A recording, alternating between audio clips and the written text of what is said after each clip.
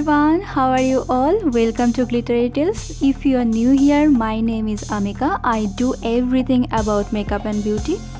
So this look is a festive look as it gives a festival vibes, or you can wear it in a wedding as a guest too.